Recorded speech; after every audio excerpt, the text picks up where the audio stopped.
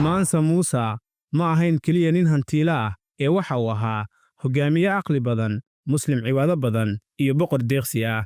Safarkiisii Makka 1324kii waa xasuus aan dhammaad lahayn oo muujinaysa awoodda deeqsinimada iyo saamaynta qofka hantida iyo xigmadda isku darsaday. Soo dhawaada saaxiibayaal, aniga waxaan ahay Abshir Casaawe, halkanna waa Casaawe Media. Maanta waxaynu ka hadli doonnaa taariikhda Mansa Musa. Mansa Musa waxa uu ka dhashay qoys taajir ah, waxa uuna dhashay sanadkii 1280kii. Aabihii waxa uu ahaa boqorkii boqortooyadii Mali oo xilligaas ahay mid ka mid ah boqortooyooyinkii ugu taajirsanaa uguna awoodda badnaa galbeedka Afrika. Mansa Musa ma ahayn curadka, laakiin garaadkiisa iyo dabeecaddiisa soo jiidashada leh ayaa si degdeg ah uga dhigtay mid uu jecel yahay aabihiis iyo dadka boqortooyadaba. Mansa Musa carruurnimadiisii waxaa la baray diinta Islaamka, waxaana lagu tababaray maadooyinka sida sharciga, taariikhda iyo maamulka. Waxa uu ahaa arday degdeg wax u barta, waxuuna muujiyey rajo weyn yaraantiisii.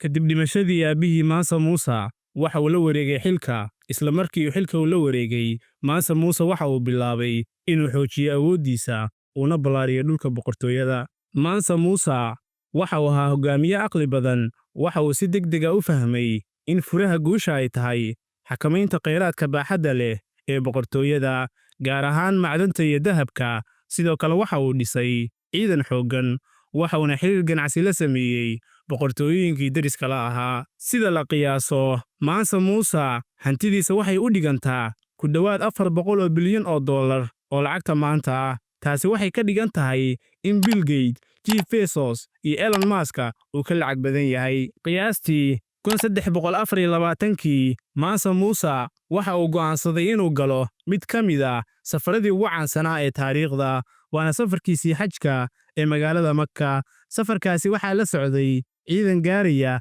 60,000 oo nin oo isugu jira askar, adeegayaal iyo saraakiil. Safarkaas sidoo kale waxaa la socday 50,000 oo addoon oo mid kasta waday ul dahab ah oo miisaankeedu gaaraya qiyaastii 2.5 kiilogaram. Intii lagu guda jiray safarkaas, Mansa Musa waxa uu dahab aad u badan u qaybiyey gobolladii uu maray. Markii uu gaaray Qaahira ee dalka Masar, waxaa soo dhoweeyey suldaankii mamaaligta.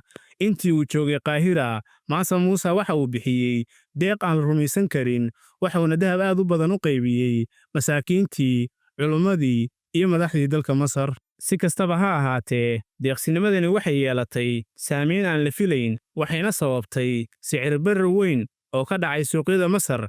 Qiimaha dahabkana si xun ayuu hoos ugu dhacay, waxayna qaadatay dhowr sano si dhaqaalihii deegaanku u soo kabsado. Safarkiisii xajka kadib, Mansa Musa kuma soo laaban gacan maran. Waxa uu la soo noqday aqoon qaali ah. Sidoo kale waxa uu keenay culimo, injineero iyo farshaxanno ajnabi ah si ay gacan uga geystaan kobcinta dhaqanka iyo aqoonta boqortooyada Mali. Injineeradaas waxaa ka mid ahaa Injineer Al-Saheli oo ahaa injineer caan ah oo ka yimi Andalus, kaasoo loo xilsaaray nashqadaynta dhismayaal caan ah sida masjidka magaalada Timbuktu. Timbuktu waxay noqotay xarun aqooneed weyn oo soo jiidatay ardayda ka timid Afrika iyo meelo ka baxsanba.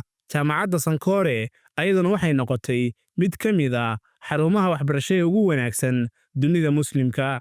Kadib geeridii Mansa Musa, qiyaastii 1337dii, wiilkiisii Mansa Maghan ayaa carshiga ku fadhiistay. Si kastaba ha ahaatee, ma uusan lahayn xigmaddii iyo soo jiidashadii aabihiis. Sannado badan kadibna, dagaallo sokeeye iyo kacdoono ayaa wiiqay boqortooyadii Mali.